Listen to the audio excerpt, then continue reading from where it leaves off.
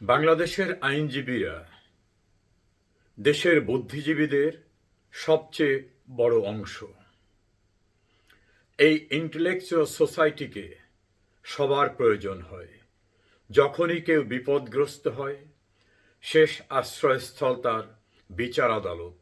আর সেই বিচার আদালতে ন্যায় বিচার এনে দিতে সবচেয়ে গুরুত্বপূর্ণ ভূমিকা পালন করেন আদালতে যাদেরকে কোর্ট অফিসার বলা হয়, আইনজীবীরা।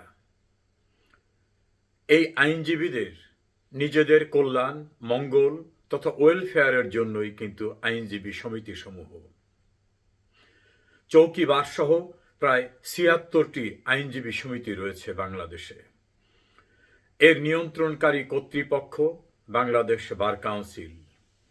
আমার সৌভাগ্য হয়েছে সুপ্রিম কোর্ট আইনজীবী সমিতির সদস্যদের ভোটে নির্বাচিত হওয়া, সমগ্র বাংলাদেশের আইনজীবীদের ভোটে বার কাউন্সিলের ২ বার সদস্য নির্বাচিত হওয়া। ফলে আইন অঙ্গনের সঙ্গে আমার সম্পৃক্ততা আত্মার সঙ্গে সম্পৃক্ত।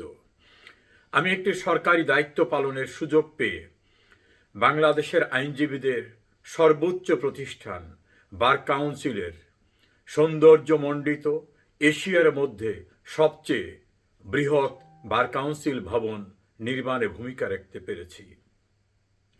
সুপ্রিম কোর্ট আইনজীবী সমিতির সৌন্দর্য বর্ধনে সংস্কারে ভূমিকা রাখতে পেরেছি।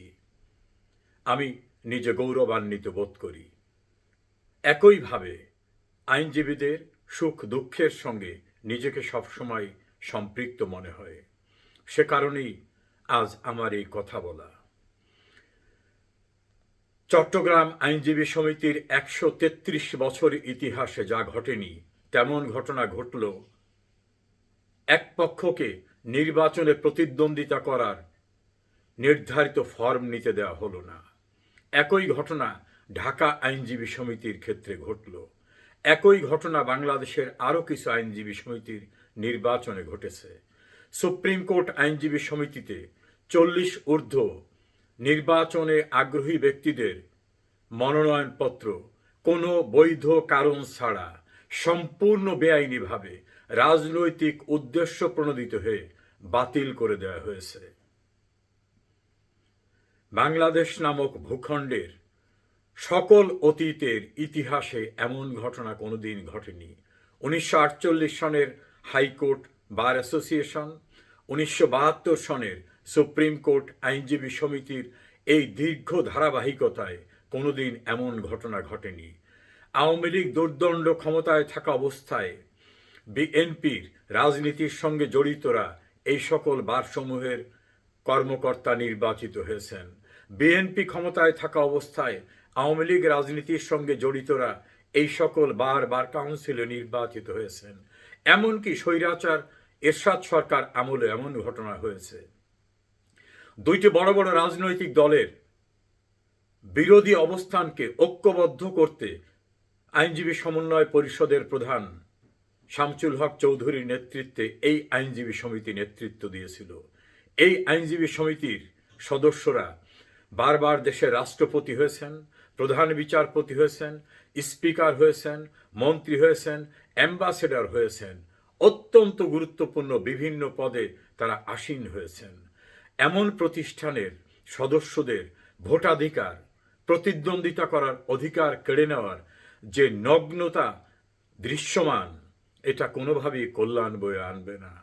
আমি আবেদন করব এই পরিস্থিতির অবসান ঘটানো হোক। যারা বৈধভাবে আমাদের নির্বাচনী নিয়ম অনুসারে প্রার্থী হওয়ার উপযুক্ত, তাদের প্রার্থিতা অবশ্যই বাতিলের সিদ্ধান্তকে প্রত্যাহার করতে হবে। তাদের নির্বাচন করতে দিতে হবে। আইনজীবীরা তাদের পছন্দ অনুযায়ী প্রতিনিধি নির্বাচন করবেন। একটা আইনজীবী সমিতির নেতৃত্ব সরকার পতন ঘটায় না। আওয়ামী লীগ আমলে দীর্ঘদিন বিএনপির গুরুত্বপূর্ণ ব্যক্তিরা আইনজীবী সমিতিতে নেতৃত্ব দিলেও সরকারের কিছু হয়নি। বিএনপি জাতীয় পার্টি আমলে আওয়ামী লীগের নেতৃবৃন্দ এই সকল সমিতি এবং বার কাউন্সিলের নেতৃত্ব দিয়েছে।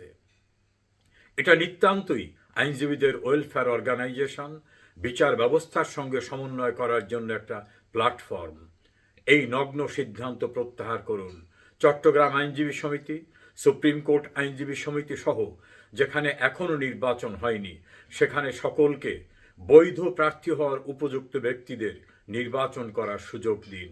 এ আবেদন আমি সংশ্লিষ্ট ইলেকশন সাব কমিটি, নির্বাচনের সঙ্গে সম্পৃক্ত যারা বর্তমানে বিভিন্ন সমিতির দায়িত্বে আছেন তাদের কাছে, একইভাবে বাংলাদেশ বার কাউন্সিলে উন্মুক্ত করে সকলকে নির্বাচন করার সুযোগ দেওয়া হোক। অন্যথায় এই কৃতকর্ম একটি আন্দোলনে পরিণত হবে, যে আন্দোলন কিন্তু বিষবাষ্পের মতো ছড়িয়ে পড়বে।